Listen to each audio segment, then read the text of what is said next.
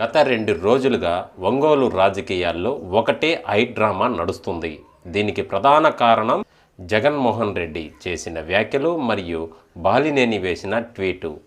ఈ పరిణామాలను దృష్టిలో పెట్టుకొని జగన్ ఏమన్నారంటే, ఒంగోలు సమీక్షా సమావేశం మార్చి 17, 18 తేదీల్లో జగన్ ఒంగోలు నియోజకవర్గ వైసీపీ నాయకులతో తాడేపల్లిలో భేటీ అయ్యారు. ఈ సమావేశంలో జగన్ చేసిన వ్యాఖ్యలు హాట్ టాపిక్గా మారాయి.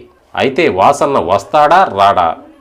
జగన్ స్వయంగా కేడర్ను ఉద్దేశించి, మీ అందరి మనసులో ఒకటే ప్రశ్న ఉంది కదా, బాలినేని మళ్ళీ వస్తాడా రాడా అని అనుకుంటున్నారు కదా అంటూ చర్చకు తెరలేపారు. అయితే ఇక్కడ జగన్మోహన్ రెడ్డి మాత్రం చుండూరు రవికే ప్రాధాన్యత ఇస్తున్నారు. ప్రస్తుతం ఒంగోలు ఇన్ఛార్జిగా ఉన్న చుండూరు రవిని పనితీరుపై జగన్ ప్రశంసలకు వర్షం కురిపించారు. అయితే ఇక్కడ ఒంగోలు నియోజకవర్గంలో రవి బాగా చేస్తున్నాడు, అతనికి నా పూర్తి మద్దతు ఉంటుందని చెప్పడం ద్వారా బాలినేని వచ్చినా రాకపోయినా ప్రస్తుత నాయకత్వాన్ని మార్చే ఉద్దేశం లేదని సంకేతాలు ఇచ్చారు. అయితే ఈ విషయంలో జగన్ స్పష్టత ఏమాత్రం ఇవ్వలేదు. ఎందుకంటే బాలినేనిని చేర్చుకుంటామని కానీ చేర్చుకోమని కానీ జగన్ ఖచ్చితంగా చెప్పలేదు. దీనివల్ల కేడర్లో అయోమయం మరింత పెరిగింది. అయితే జగన్ వ్యాఖ్యల తర్వాత బాలినేని స్పందించిన తీరు చర్చనీయాంశమైంది.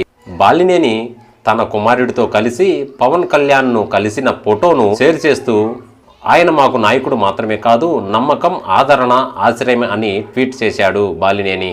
అంటే తను జనసేనలోనే ఉన్నానని చెప్పే ప్రయత్నం అయితే చేశారు.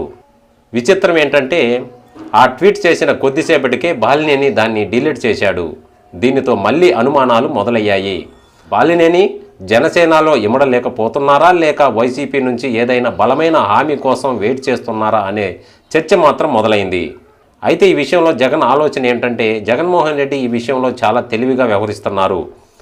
ఆయన ఆలోచన ఎలా ఉండొచ్చేమో, బాలినేని స్వయంగా జగన్ దగ్గరకు వచ్చి గతంలో తాను చేసిన తప్పులను ఒప్పుకోవాలని జగన్ అనుకుంటున్నారేమో.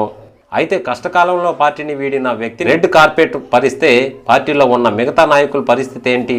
తప్పుడు సంకేతాలు వెళ్తాయని జగన్ భావిస్తున్నారేమో. అయితే ఒకవేళ బాలినేని చేర్చుకున్నా ఆయనకు పాత ఆధిపత్యం ఇవ్వకూడదని జగన్ నిర్ణయించుకున్నట్లు తెలుస్తుంది. అందుకే చుండూరి రవిని ప్రమోట్ చేస్తున్నట్లు ప్రకాశం జిల్లా. బాలినేని వస్తే పార్టీకి బలం పెరుగుతుంది, కానీ పార్టీలో ఉన్న అంతర్గత గ్రూపులు, అంటే ఉదాహరణకు వైవి సుబ్బారెడ్డి వర్గం, అదేవిధంగా ఇతర నేతలు దెబ్బతినకుండా చూడటం జగన్ సవాలుగా మారింది. అయితే జనసేనను దెబ్బ కొట్టడం, బాలినేని లాంటి సీనియర్ నేత మళ్ళీ వైసీపీలోకి వస్తే అది జనసేనకు పెద్ద దెబ్బ అవుతుంది. ఇదే విధంగా 2029లో ఎన్నికల వ్యూహంలో భాగంగా కూటమిలో అసంతృప్తిగా ఉన్న నేతలను ఆకర్షించటమే జగన్ ప్లాన్ అనుకుంటున్నారు.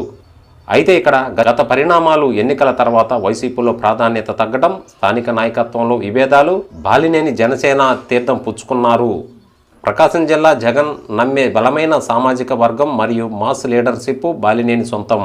అయితే ఆయన లేకపోవడం జిల్లాలో పార్టీకి పెద్ద లోటుగా జగన్ భావిస్తున్నారా, లేక బాలినేనిని తిరిగి వస్తే పార్టీలో అంతా ప్రశాంతంగా ఉంటుందని అనుకుంటే పొరపాటే. ముఖ్యంగా ప్రధానంగా 3 రకాల సమస్యలు వచ్చే అవకాశం ఉంది. ఒకటి, నాయకత్వ పోరు. రెండవది, బాలినేని వెళ్ళిపోయాక ఒంగోలులో జగన్ కొత్త ఇన్ఛార్జీలను నియమించారు. ఇప్పుడు ఆయన వస్తే ప్రస్తుతం ఉన్న నాయకుల పరిస్థితి ఏమిటి? వారు బాలినేని ఆధిపత్యాన్ని అంగీకరిస్తారా, లేదా కేడర్ చీలిక బాలినేని వ్యతిరేకించి పార్టీలో కొనసాగుతున్న ఒక వర్గం ఉంది, ఆయన రాకను వారు తీవ్రంగా వ్యతిరేకించే అవకాశం ఉంది. ఇది గ్రూపు రాజకీయాలకు దారితీస్తుంది. నమ్మక ద్రోహం. కష్టకాలంలో పార్టీని వీడి వెళ్ళిన వ్యక్తికి మళ్ళీ పెద్దపీట వేస్తారా అని మొదటి నుంచి పార్టీని నమ్ముకున్న నేతలు తిరుగుబాటు చేస్తే ప్రమాదం కూడా ఉంది. అయితే ఇక్కడ జగన్మోహన్ రెడ్డి మనస్తత్వం ప్రకారం పార్టీ వీడిన వారిని అంత సులభంగా క్షమించరు. కానీ అయితే ఇక్కడ బంధుత్వం, విధేయత, బాలినేని జగన్కు బంధువు కూడా. అందుకే ఆయన పట్ల జగన్ సాఫ్ట్ కార్నర్ ప్రదర్శించే అవకాశం కూడా ఉంది. అయితే ఇక్కడ జగన్ రియాక్షన్, జగన్ నేరుగా స్వాగతించకుండా మధ్యవర్తుల ద్వారా చర్చ జరుపుతున్నట్లు సమాచారం అయితే ఉంది. అయితే రావాలనుకుంటే రావచ్చు, కానీ పాత ప్రాధాన్యత వెంటనే దక్కదు అనే సంకేతాలు పంపే అవకాశం కూడా ఉంది. ఒంగోలు ఎంపీ సీటు లేదా జిల్లా బాధ్యతల విషయంలో జగన్ గట్టి హామీ ఇస్తేనే బాలినేని అడుగు వేస్తారు. బాలినేని వెళ్ళిపోతే జనసేనకు జిల్లాలో పెద్ద దెబ్బ. కూటమిలో చీలిక వస్తాయా, లేక బలపడతారా? బాలినేని రాకతో వైసీపీకి జిల్లాలో పూర్వవైభవం వస్తుందని కొందరు అంటుంటే, అంతర్గత మాత్రం కుమ్ములాటలతో పార్టీ మరింత బలహీనపడుతుందని విశ్లేషకులు మాత్రం భావిస్తున్నారు. మొత్తానికి ఒంగోలు రాజకీయం ఒక సస్పెన్షన్ థ్రిల్లర్గా మారింది.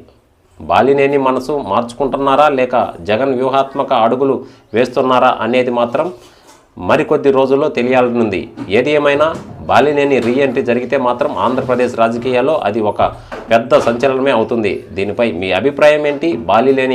బాలినేని వైసీపీలోకి వస్తే పార్టీకి లాభమా నష్టమా? కింది కామెంట్ బాక్స్లో తెలియజేయండి. మళ్ళీ మరో మంచి విషయంతో మళ్ళీ మీ ముందుకు వస్తాను. జై హింద్.